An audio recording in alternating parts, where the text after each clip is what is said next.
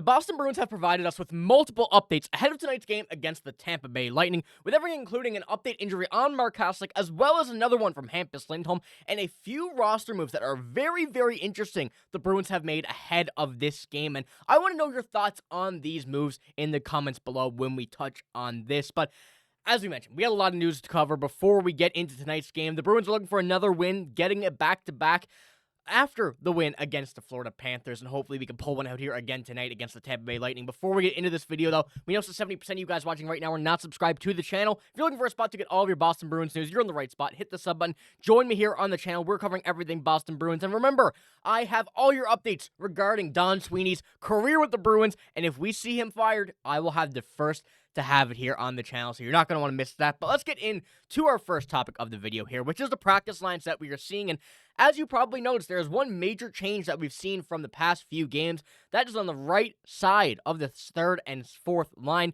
Justin Brazeau has been moved down to the fourth line, with having Vinni Lettieri called up from the AHL on that third line, with Marc Kastelic out for this game, was not on the ice this morning, and Joe Sacco announced earlier today in the skate that he will not be playing tonight against the Tampa Bay Lightning. I will get a bit deeper into that when we pull up that screenshot, but Vinni Lettieri making his appearance on the third line. Very, very good this season in the AHL. That is one thing that I think a lot of people have not really thought about. Point per game, 35 in 35 for him in the AHL, and he will be a good fit on this line. I think that's one that the Bruins are looking to add. I know a lot of people are going to say it should have been called up. It should have been Matt Poitras.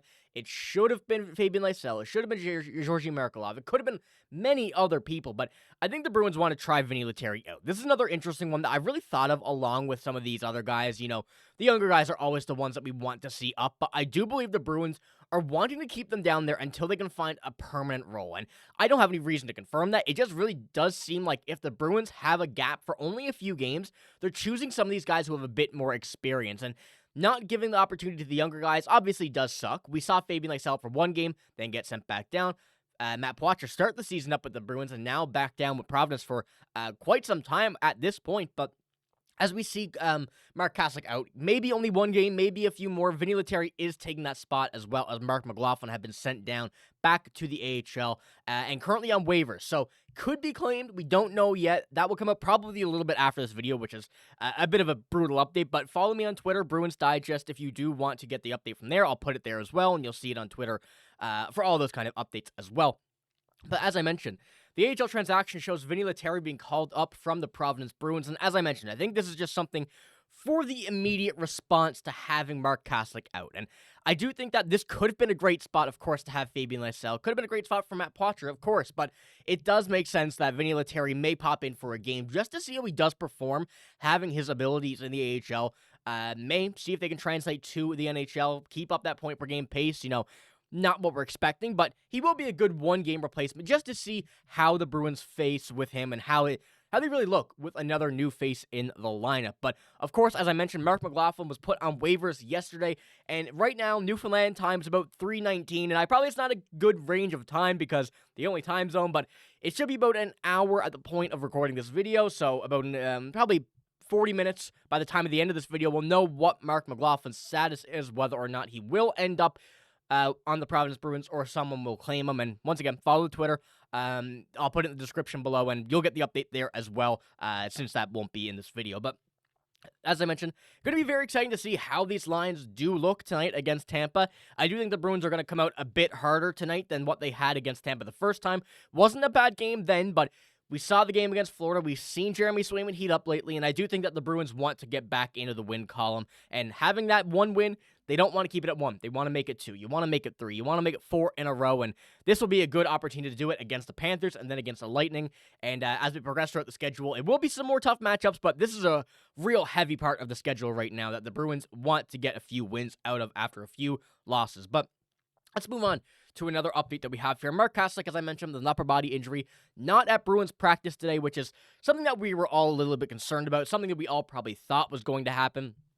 In the last game, at the end of the game, went for a fight with about 2.5 seconds left. Guy who was fighting put the stick up, got a bit wobbly there, Marc Kastelic did start to fight, and then when he was going back to the bench as, wasn't going to the penalty box with 2.5 seconds left, seemed a bit wobbly. A lot of concerning thoughts coming out on Twitter from a lot of these Bruins reporters, and from what we've seen, it was day-to-day. Marc Kastelic didn't look great, and no practice this morning, and following up with that, Kastelic is out for the game against Tampa tonight per Joe Sacco. So that's where Vinni Lettieri steps in. But as he is day-to-day, and as you see right here, I don't have it actually, but he is day-to-day from Joe Sacco, kind of going further in with this one against Tampa. So hopefully it's only one game. Hopefully he's back soon. But as I've been a big factor and a big advocate for, I don't think you need to rush any players back. Right now, the Bruins need to get some wins, but they're not in a situation where they need every single win with people being hurt. You're still early in the season. You're still before the trade deadline. You need to get people healthy, and don't put them out and don't rush them out in any situation like this. But Kastelic out for tonight's game against the Lightning. And we do have another injury update for Hampus Lindholm, who was on the ice this morning, half hour ahead of Bruins scheduled Bruins workout.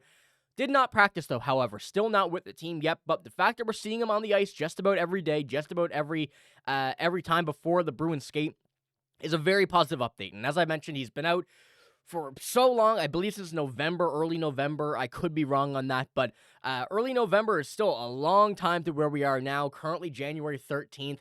From what we initially thought was going to be day-to-day, maybe week-to-week, maybe only miss a week or two, then going from Jim Montgomery being fired, still saying it was week-to-week, then going from Joe Sacco, still saying it was week-to-week, and now having another update from him a couple days ago, still saying that he may be a week or so, a couple weeks, is very, concerning. But the fact that he is on the ice now again, still getting his feet back under him, hopefully it won't take too long now, even though still hasn't got with the team yet, still hasn't probably, had any sort of interaction with other players on ice. Probably out there by himself, maybe a coach, just kind of getting the feet back under him. But it is a bit of a better update than what we've been seeing. And the fact that, as I mentioned, he is continuing to be on the ice, continuing to skate before all of these practices is a very big and positive update at that. But the Bruins tonight against Tampa was going to be a very, very interesting game to see.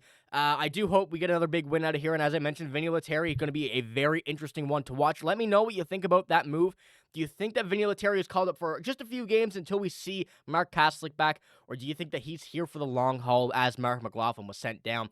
We had kind of expected to see at least someone sent down at some point, but you kind of needed that extra forward in the Bruins offense this season, so you never really know. It don't really have any exact thoughts from what we're seeing from Don Sweeney. He could be making any move and have no excuse for it, so it's going to be interesting to see how this kind of plays out in the game tonight and then how the Bruins go from there. So let me know what you think about that, as well as the injury updates from Marc Kastelic and Hampus Lindholm especially. And I want to keep this up for just another moment because when we're looking at the left side of defense, we do need to see Hampus Lindholm back there. Hopefully it is sooner rather than later. Wotherspoon and Osterley have held that down pretty well, but Hampus Lindholm has been a huge loss, and that is affecting Brandon Carlo immensely as well. So hopefully we see both of them back together soon enough. But that's all I got for today. Let me know what you think about all of these updates. But as I mentioned, that's all I got. If you did enjoy, give it a like, hit the sub button as well. But I'm signing out. Thank you for watching. Hope you have a great day. See you later.